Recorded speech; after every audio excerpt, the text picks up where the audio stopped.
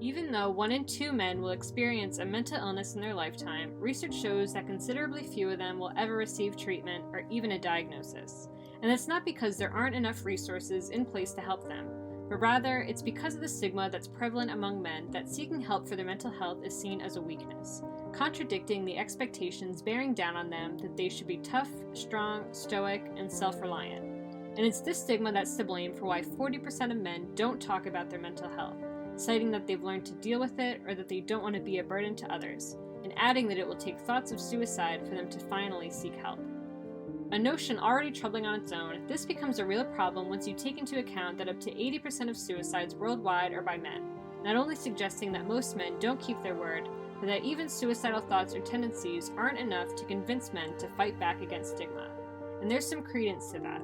Mental health stigma, particularly as it relates to men, has been around for hundreds, if not thousands of years.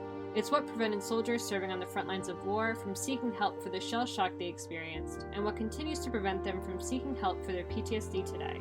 It's what led to the proliferation of machismo culture in Latin American societies and the concept of yin-yang in China, which both perpetuate or underscore the demands that are placed on men to repress their feelings. It was even present in the golden age of film, driving studios and moviegoers' obsession with the strong, silent type.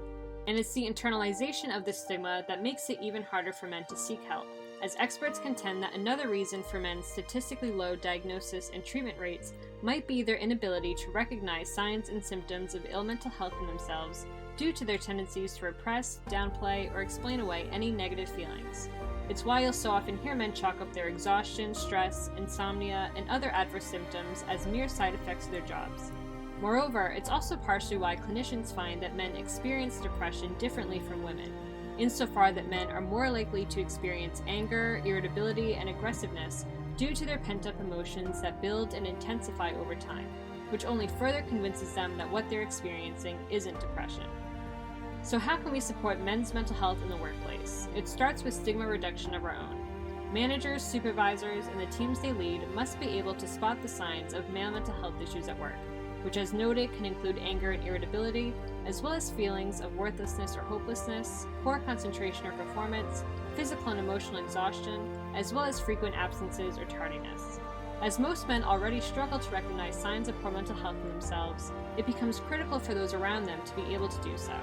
Thus, all workers need to be adequately trained and informed on the universality of mental health issues, and must be made aware of the harmful stereotypes that are still perpetuated throughout today's culture that men do not feel or do not experience mental health issues.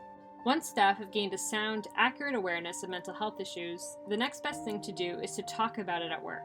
This includes not only sharing triumphs, but sharing struggles as well.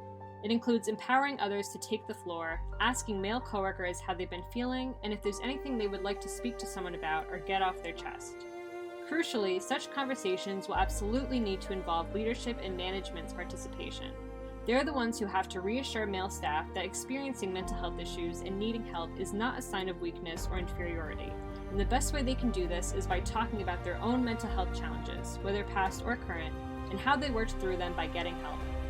In addition to managers' input, experts also recommend that workplaces institute role models or peer mentors with the specific purpose of motivating male colleagues to be proactive about their mental health and seek support when needed.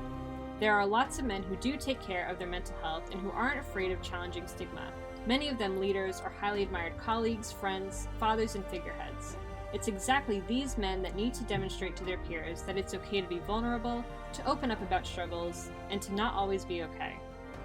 This should also be taken into consideration when it comes to the diversity of support that's offered to men through their benefits.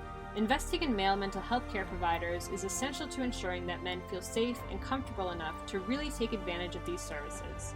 Research shows that offering virtual methods of care, including video, chat, or phone appointments, as well as anonymous interventions, are another way to incentivize male employees to utilize their benefits. Reframing how benefits are advertised internally is also necessary for improving utilization rates, as research shows that male employees are more receptive to phrases like coaching, resilience building, and self-help than they are to therapy, counseling, or treatment. While there's still a long way to go when it comes to tackling the unfair expectations that society places on men, challenging stigma in the workplace, where people spend an estimated third of their lives, can nevertheless serve as a major lifeline for men desperately trying to find a place where they can be their true, authentic, and vulnerable selves.